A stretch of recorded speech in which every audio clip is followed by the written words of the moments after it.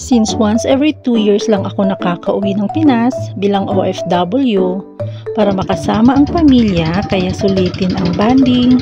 Let's go to the beach!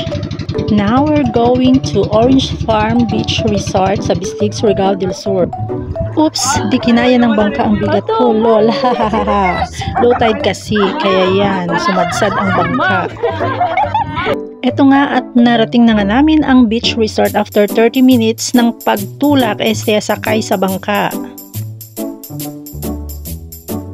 At dahil night swimming ang gusto nila kahit ayaw ko, hehehe, pagsapit ng gabi ay sinimulan na namin ang aming dinner at iba pang mga activities katulad ng bonfire, nag-barbecue pala sila.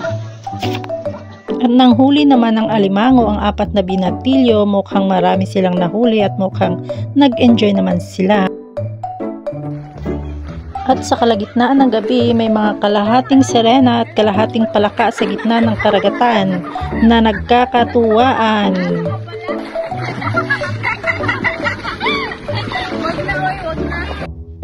Ang sarap pala magkape sa seaside paggising sa umaga. At bago namin simulan ang second day adventure sa beach, kailangan muna mag-recharge ng mga tummy.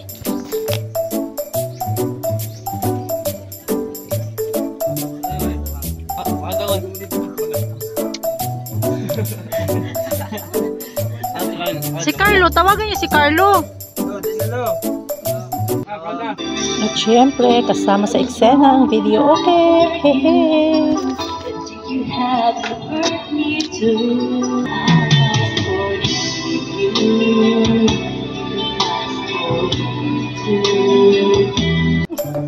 At kasama din sa eksena ang harutan. Tuwang-tuwa naman ang mga bata. Hahaha. Buti na lang at bagong palit yung tali ng duyan, kung hindi ewan ko na lang.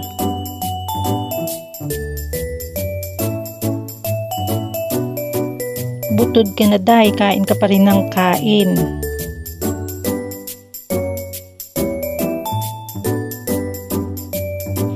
Photoshoot muna kami dito banda. Tingin doon, sabi ko tingin doon. Balak yata ng unggoy na to na umakyat sa puno ah. Sabi na nga ba eh.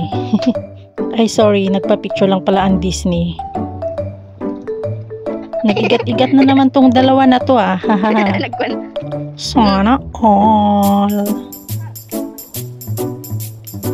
Ayan, di na kontento at lumapit pa talaga.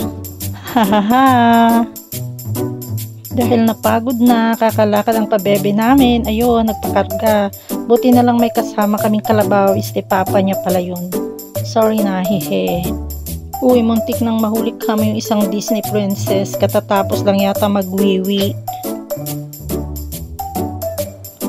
Pakarga din daw yung isang Disney princess. Magmodel-modelan muna ako dito banda. B-boy, exercise din pag may time. Huwag laging nakamotor. Tabatchoy ka na.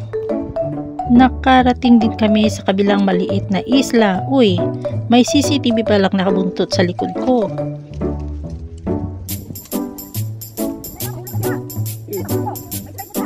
Ba't may tarang na dito? Ano tara?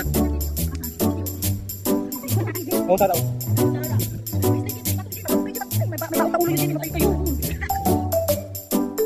Sobrang init ng panahon, tirik na tirik ang araw pero ayaw paawat ng mga bata.